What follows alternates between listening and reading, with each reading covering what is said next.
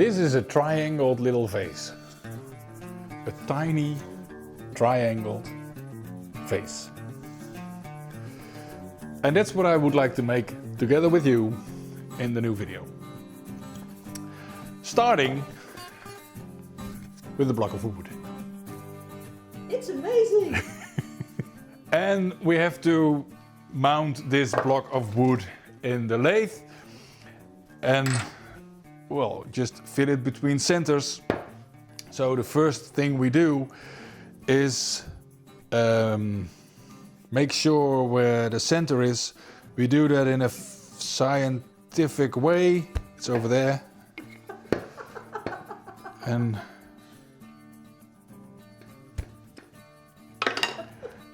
in the Netherlands we say hupsakee. Hatseflats. Hatseflats.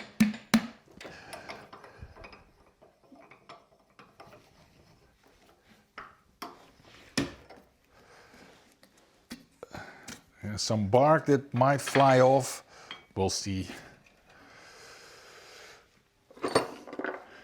Roughing gouge. Put the lathe on, step beside, because you never know if this piece of bark might fly off.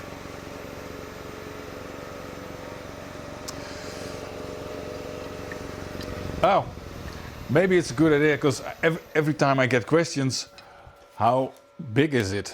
Can you give us measurements? This is about 9.5 centimeters wide, and it's just under 30 centimeters long. You have to find out in inches yourself. There we go.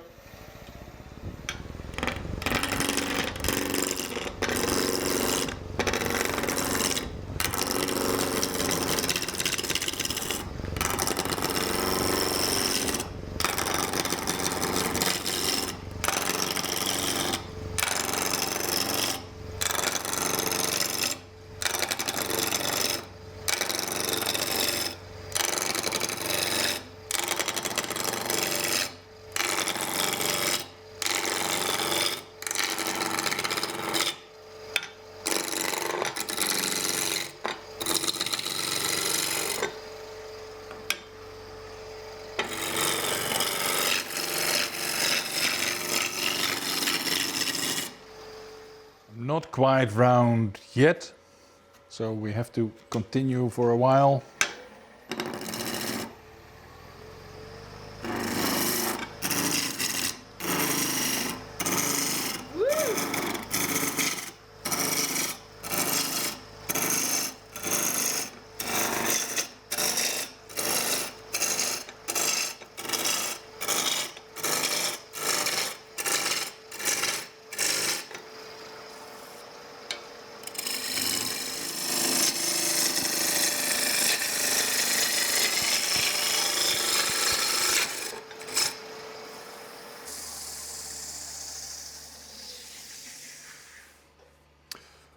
I'm round here, that's good. Next thing to do, make a tenon and get this side flat. First we make a tenon.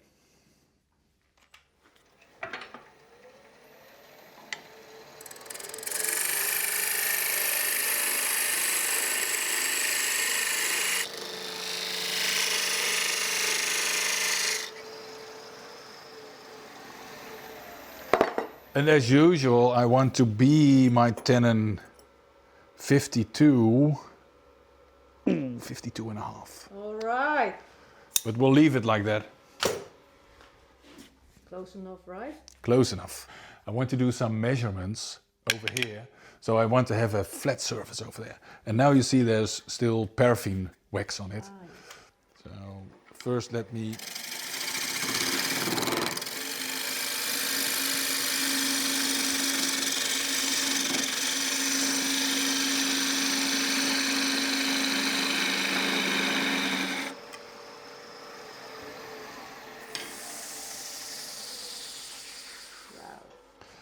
I can make it even smoother by using my skew. There we go.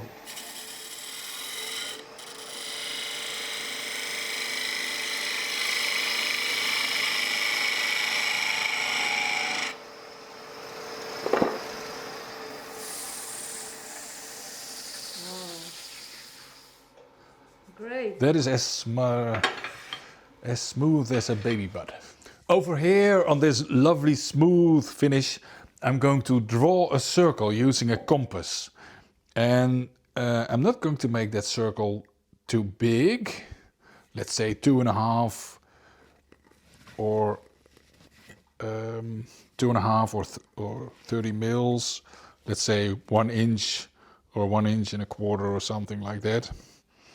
And not changing the distance between the point of my compass, I start making little points in that line.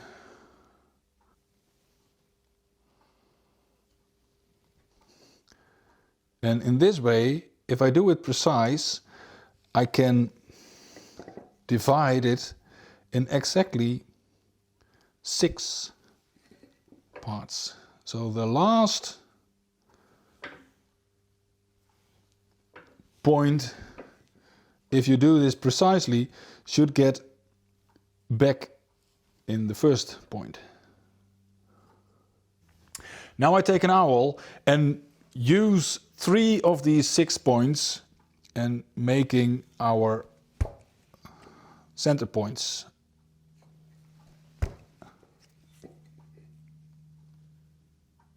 I want to know how far I have to go turning it. So let me get a pencil to do that. One moment. Bye.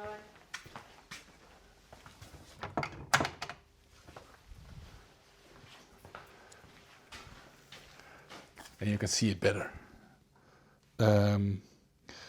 Get a pencil line and make some lines. Let me show you.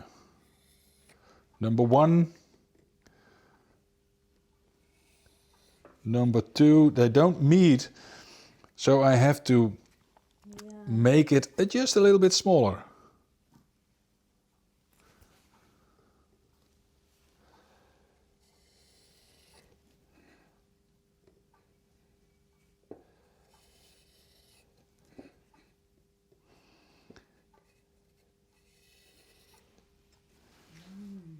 Yes, I see it.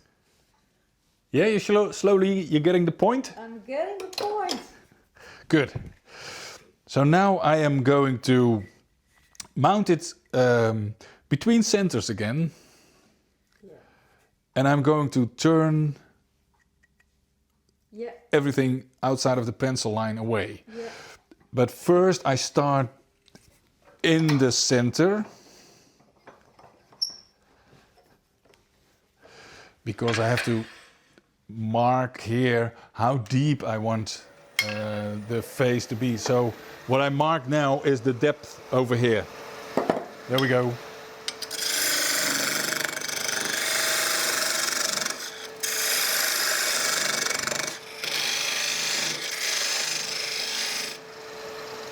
So that's the depth where I want to end.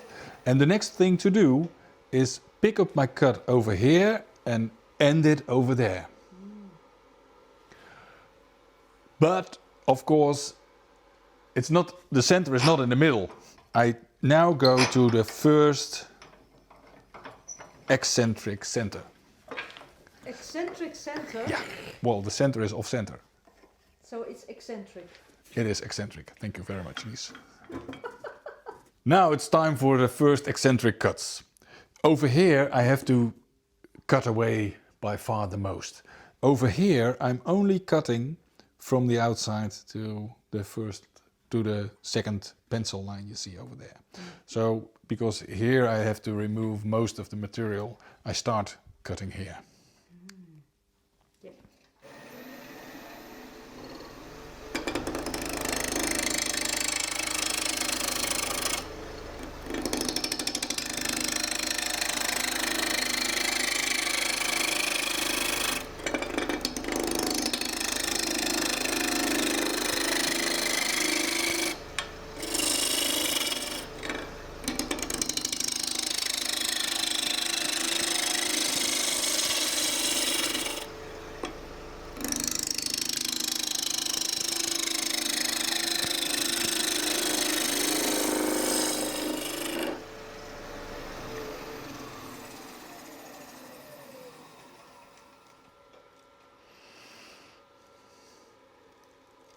It looks very strange, you know. Yeah, it looks kind of strange. Let me make one more cut so that you also see it here.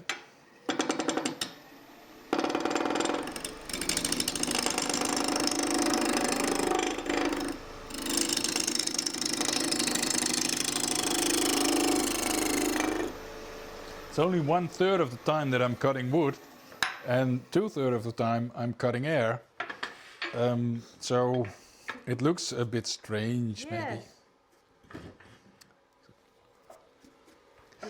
I used to do courses for advanced turners and starter courses, and in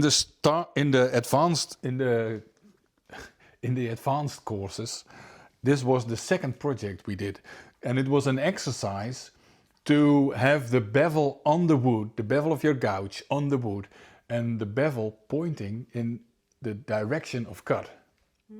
Because if you don't do that, it's hardly impossible to get a nice smooth surface over here. So that it was meant as an exercise. And if you can do an exercise with a lovely outcome, well, why not? I see here I have to cut away just a little bit, only 2 millimeters. Over here it is a bit more that I have to lose. So let's finish.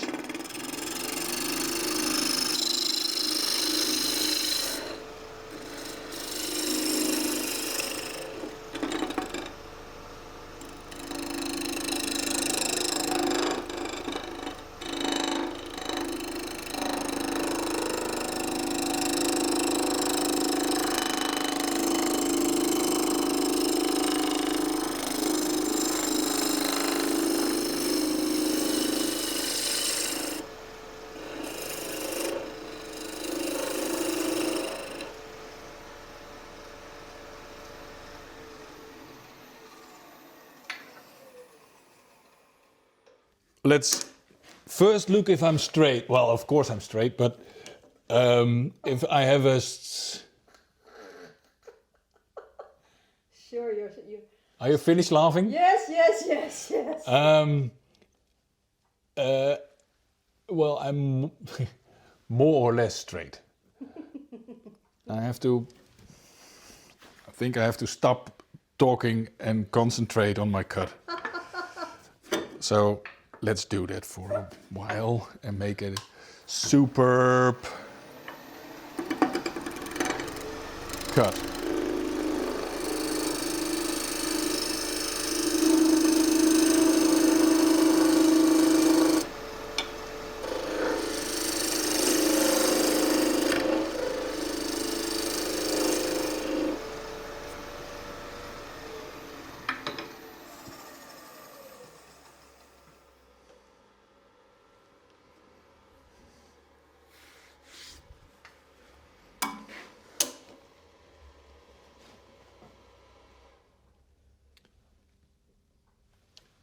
Not bad.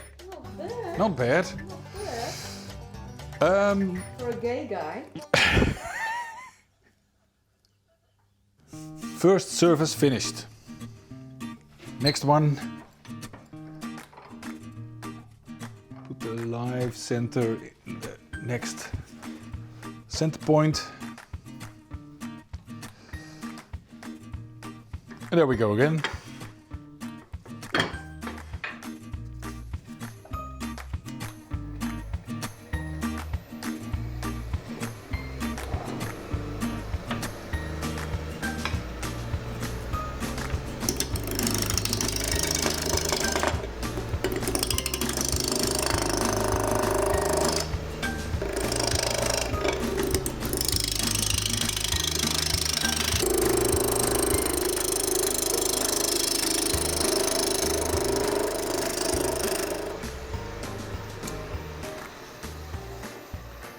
Short check in between. This is the surface I'm cutting. I can see that I have to go in just a little bit further, and here also this has to go a little bit lower, because if I look at the surface that has been done already over here, you see I'm just a bit higher than this surface, let's say 2 millimeters. So on this surface I want this here to be about 2 millimeters also. I just told you that in the advanced woodturning course, I used this project to be sure that people were with their bevel on the wood and that their bevel was aiming in the direction of cut. So was pointing in the direction of cut. So the bevel of your gouge should be on the wood. You see there's no room over there. And if I see some people turn, it looks like this. And then they're going in that direction and I can park a car in here. That much, well, my car. And so the bevel has to be on the wood and the bevel where I'm cutting has to be in the direction of cut. So my pencil now is pointing at the direction of cut.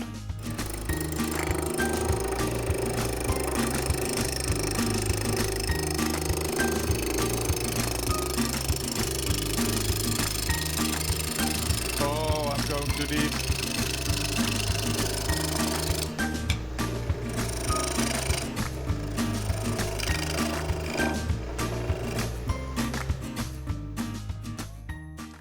Well, that was not a very good cut. I was afraid I was cutting it just a little bit too deep, but I think I can get it fixed. I think I can get it fixed because I have to take just a little bit more off here and hardly take anything off there. Over here you see now a sharp line.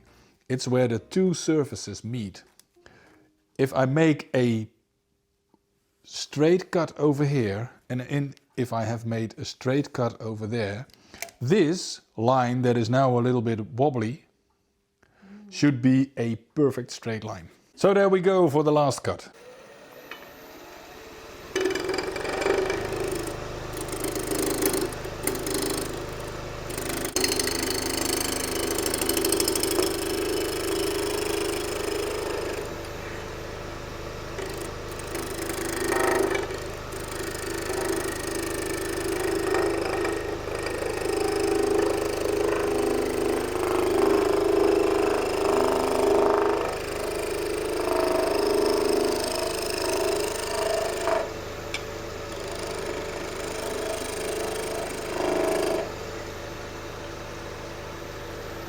Let's see what we got. What we cut? What we've got. Well, at least it's a straight line until here. Then it makes a little move. So I was a little bit too deep. Okay.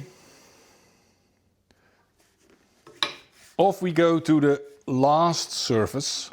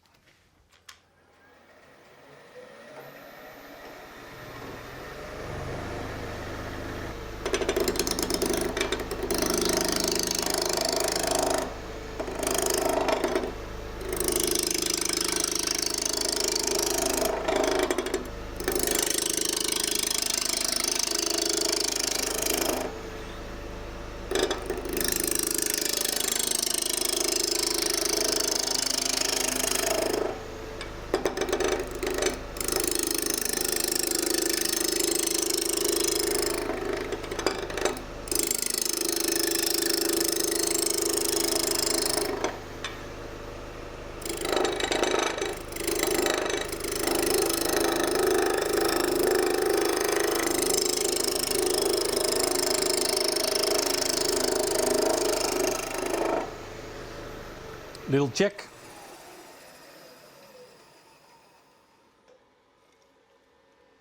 I'm almost at the line, 1 more millimeter. And over here I am deep enough. I'm almost at the point to stop. So I only have to move a little bit of material over here. Let's do that. So here you can see how I most of the time make the cut, I slide my bevel more or less into the wood.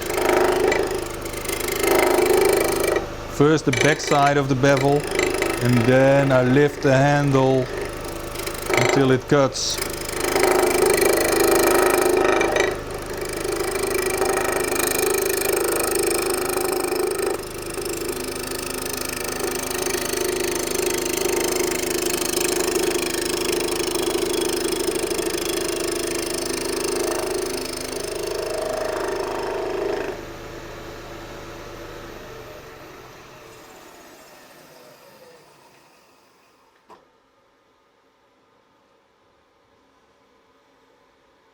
Wow. Oops. What? Well, it's still not a straight line. To get these lines better lined up, I'll get some 120 or 180 sandpaper, and I put them on a piece of scrap wood with some loose backing, hook and loop backing, and start to sand.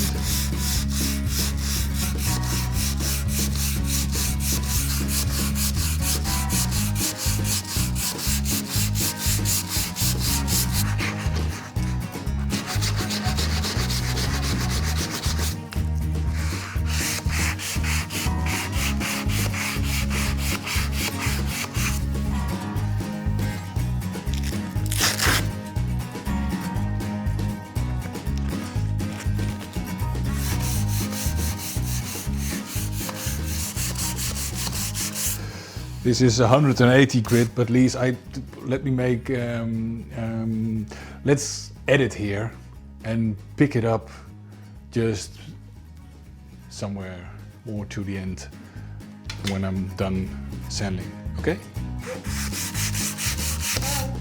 And here we have the finished, no, Lise, you're way too far, you have to go back in the video. Lise, here you have to be, this is for 320 grit. Here we can pick it up again. Okay. Almost done sanding, and as you can see, now we have a pretty straight line.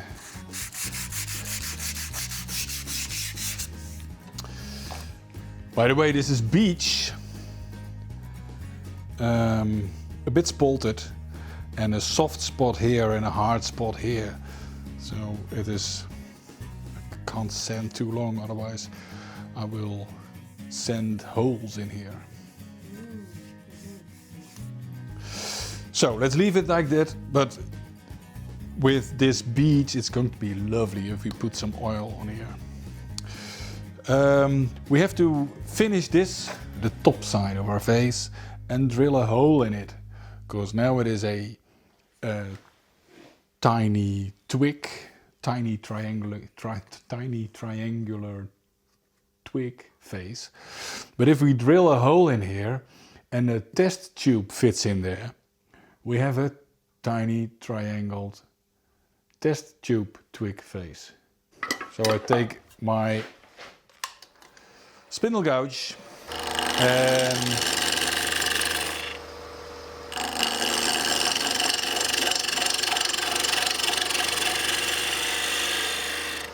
peel off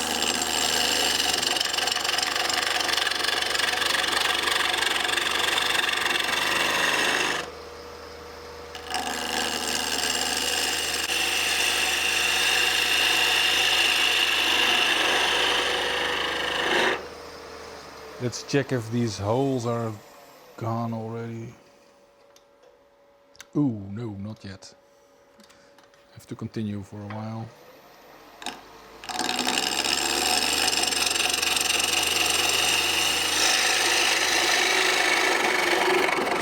One a bit heavy cut.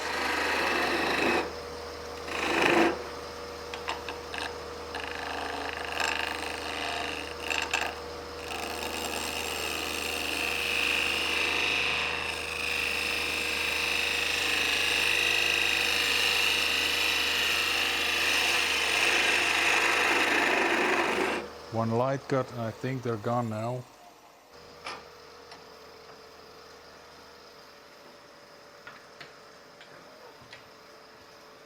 Let me get my skew to remove this one. There it is. Little center point.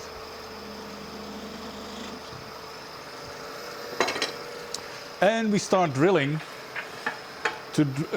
For drilling we can use, by the way, our spindle gouge. There we go.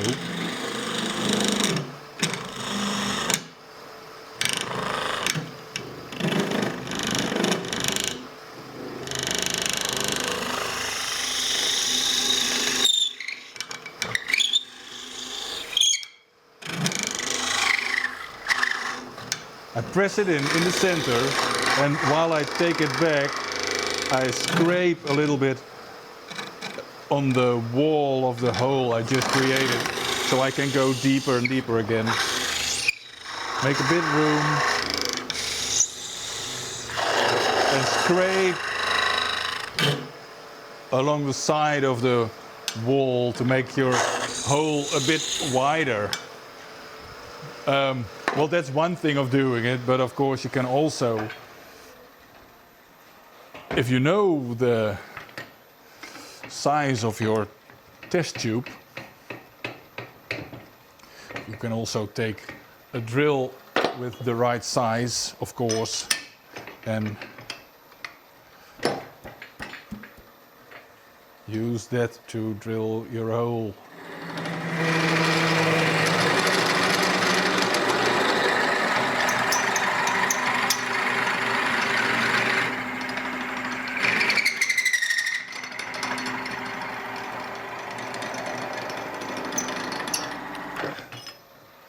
So, I hate doing that. Sand the surface.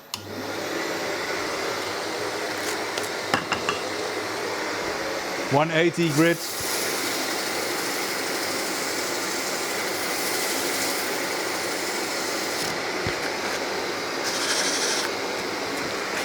.240 grit.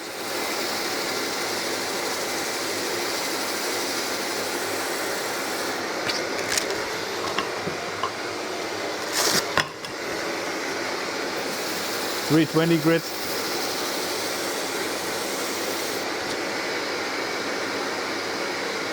Check it. So that's not check grit, but check it. It's okay. Time to make a small foot to stand, for the face to stand on, and part it off, finish off the foot, and then we're finished. There we go.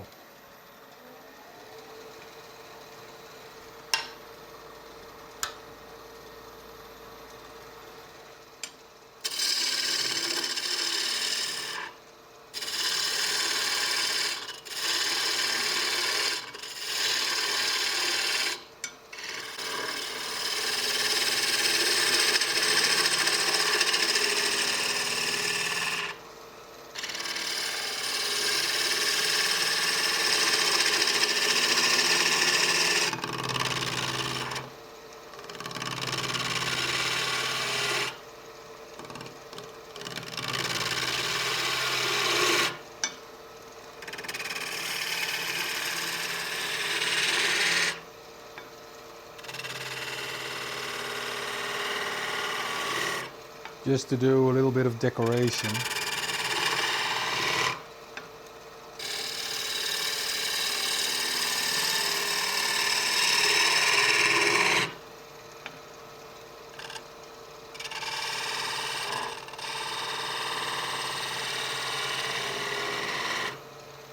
Bit of sanding again.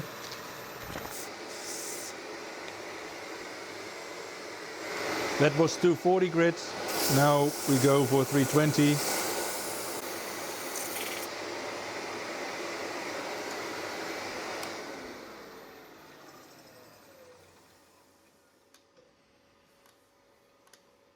Time to part it off.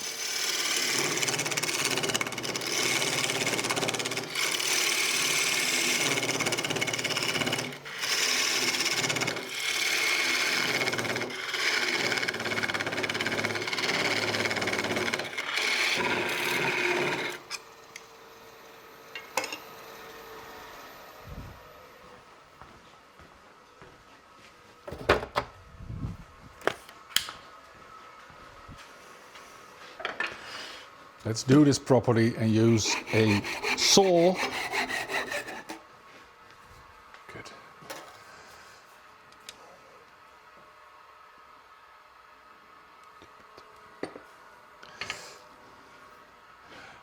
Just have to finish the bottom of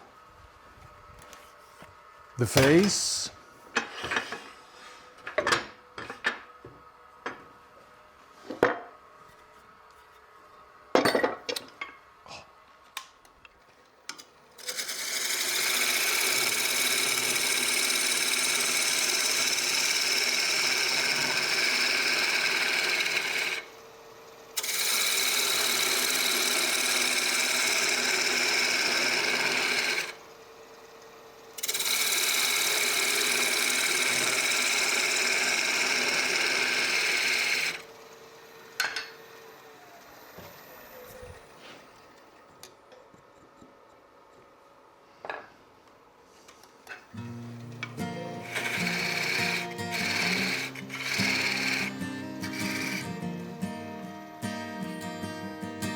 Nice.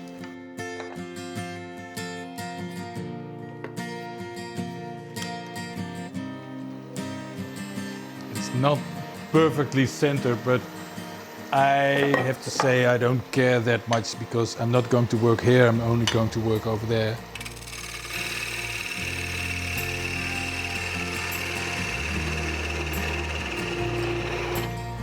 And if it is a little bit concave, I'm already happy, so that it will stand. Bit of sanding.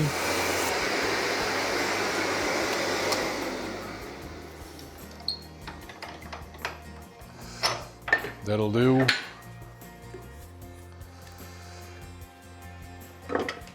Remove this little bastard here.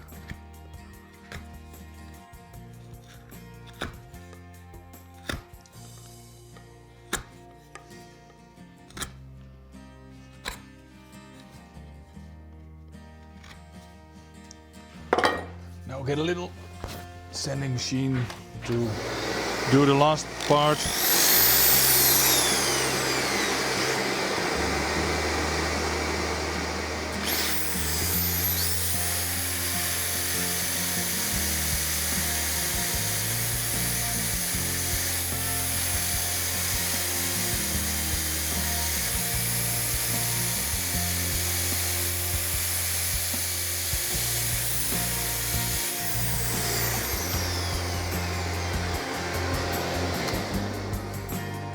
Because there has to be a smooth surface, otherwise where would you put your price tag? So that's basically it.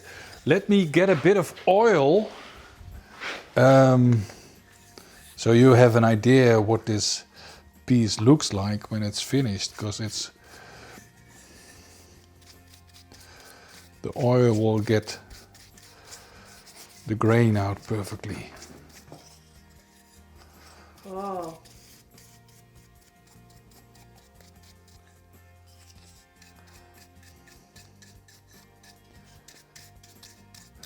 Let it soak in for a few minutes, which I won't do now, but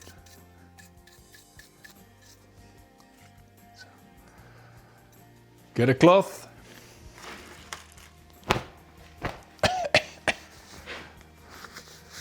It's important when you're using oil, never have oil to dry on the surface of your piece.